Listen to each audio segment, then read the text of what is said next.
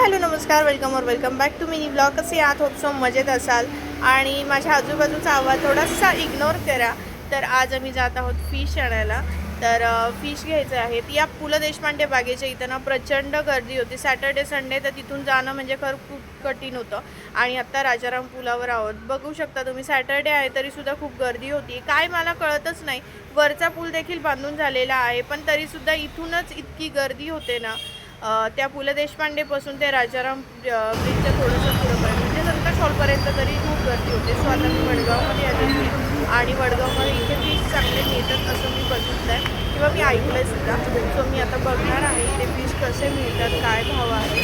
So आता आपण चला बघूया. इथे बरेच जिलापी वगैरे पण आहे किंवा प्रॉन्स बघा किती मोठी प्रॉन्स आहे. बर्फामध्ये ठेवली एवढी गार की ती हातातच येईना माझ्या. मी खूप वेळ ट्राय करत होते प्रॉन्स हातात घेण्यासाठी, पण ती काय हातातच येईना कारण एवढी गार झाली होती बर्फामुळे.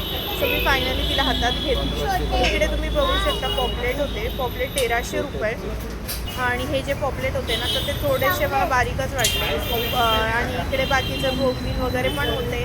आणि सोबतच आम्ही इकडचे बाकीचे सुद्धा बरेच फिश पाहिले, पण जसे पाहिजे होतं ना तसं नव्हतं. त्यामुळे आम्ही थोडंसं इग्नोर केलं आणि पुढेच गेलो.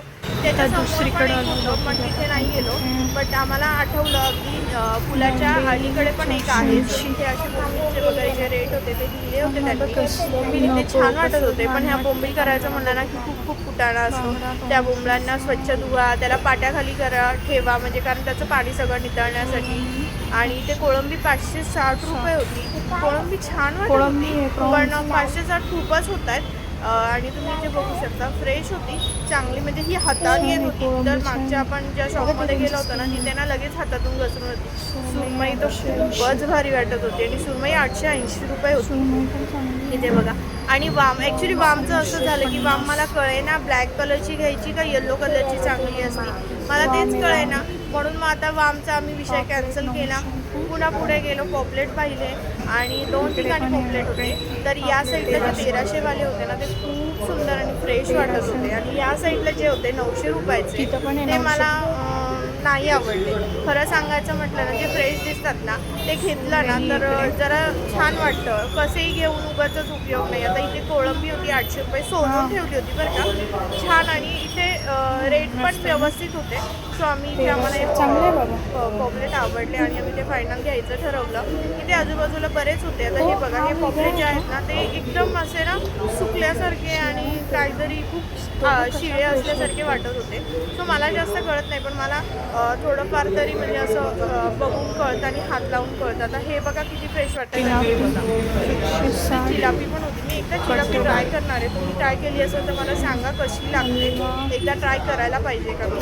आणि हलवा पण बरं का, हलवा 150 रुपये होता. सो मला हलवासुद्धा एकदा ट्राय करायचा आहे. मला ॲक्च्युली रावस मासा खायचा आहे आणि तो मी इथे विचारला, तो रावस मासा नव्हता.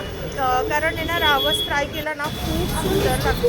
सो आता इथे फायनल बाबांनी घेतलेला आहे. आणि रुद्रामुळे मला पण बाबाच म्हणायची सवय लागली, कारण कसं आपण जे तेच मुलं बोलतात. सो मला आधी सवय होती आहो वगैरे किंवा राहुल म्हणायची, पण आता नाही म्हणत, बाबाच म्हणजे. सो आता इथे कटिंग वगैरे वेगळ्या ठिकाणी करून घ्यायचं. त्याच्या बाजूलाच म्हणजे शॉपच्या शेजारीच आहे आणि हे पुलाखालीच आहे. सो आता आल्यानंतर आम्ही पेरू घेतले होते आणि मग आता इकडे आम्ही पेरू खातो आहे. तिकडे रुद्रा वेपर्स खाती. तिला म्हणलं पेरू खाऊन घे, मस्त मीठ आणि तिखट लावलं होतं. पेरूचा मस्त एन्जॉय केलं, पण तिचा वेपर्स खाण्याचाच चालू होतो. सो चला आता स्वयंपाकाची तयारी करायची आहे. बाबा म्हटले आता मीच करणार फिश फ्राय. सो आता ते इकडे फिश फ्राय आलं लसूण पेस्ट त्यांनी टाकलेली आहे. स्वच्छ धुवून घेतले ते फिश आणि त्याच्यामध्ये आलं लसूण टाकलं, हळद आणि लिंबू पिळून घेतला त्यांनी. मला ते विचारत होते की दही टाकतात का, तर मला तुम्ही कमेंटमध्ये सांगा. मी त्यांना खूपदा सांगितलं आहे दही टाकत नाही फिशमध्ये, पण त्यांचं चाललं होतं. सो आता इथं फिश फ्रायचा मसाला जो होता तो टाकलेला आहे, लाल तिखट टाकलेलं आहे, मीठ टाकलेलं आहे. अशा पद्धतीने छान मॅरिनेट करून घ्यायचं आणि 5 ते 10 मिनटं ठेवायचं. आता माझ्याकडे इथे जे होते ते आमसूल भिजवले होते, त्याचं पाणी टाकणार आहे मी इथे. जर तुमच्याकडे कोको मागळ असेल तर उत्तम. आणि काय झालं ना, मी त्यांना खूपदा सांगते दही फिशला चालत नाही, दही दूध वगैरे. तर हे खरं आहे का मला नक्की कमेंटमध्ये सांगा तुम्ही. आणि बहुतेक वेळा तर सगळे लिंबूच पिळतात म्हणजे. आणि मी थोडंसं तेल पण त्यांना टाका म्हणलं, खूप छान म्हणजे असं थोडीशी ग्रेव्ही छान होईल तिची. त्याला मॅरिनेट करायची. तर सो आता तेच करणार आहेत हे फिश फ्राय. आणि बघूयात कसे करतात, कारण त्यांनी मस्त असं मॅरिनेट करून ठेवलेलं आहे. तर मी आधी मध्ये जाणार नाही, इथे मला माशाचा रस्सा बनवायचा आहे.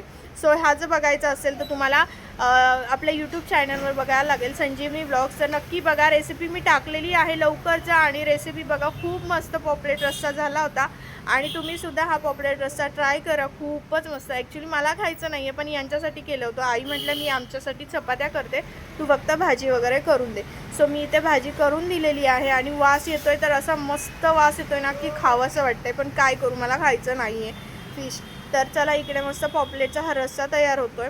आणि हा रस्सा होईपर्यंत हे म्हणाले की थांब 5 ते 10 मिनटं ते थोडंसं मॅरिनेट होऊन मग नंतर मी फ्राय करतो.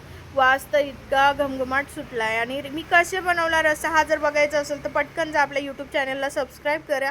आणि इकडे पटकन हे आता फ्राय पण करायला घेतलं यांनी. आता तुम्ही बघू शकता, दिसण्यावरूनच तुम्हाला कळेल की इतके सुंदर हे पॉपलेट झालेले आहेत, पण काय करू, मला खायचे नाही आहेत. सो आता चला यांना देते पटकन. त्यांनी ते स्वतःच फ्राय केलेले आहे, मी फक्त आता तो काढून देते यांना आणि मग आता जेवायला घेऊया.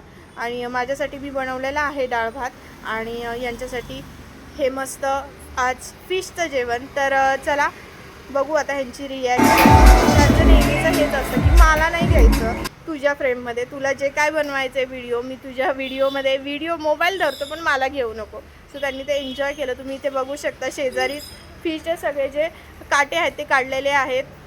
याचा अर्थ त्यांनी मस्त चवीने ते छान टेस्ट केलेलं आहे, त्यांना ते आवडलेलं आहे. सो आता मी इथे रस्सा पण दिला. रुद्र इथे जेवती आहे, आई पण जेवायला बसतील, मी पण जेवायला बसते. सो आजचा मिनी ब्लॉग इथंच एंड करते. कसा वाटला नक्की मला कमेंटमध्ये सांगा. Bye bye.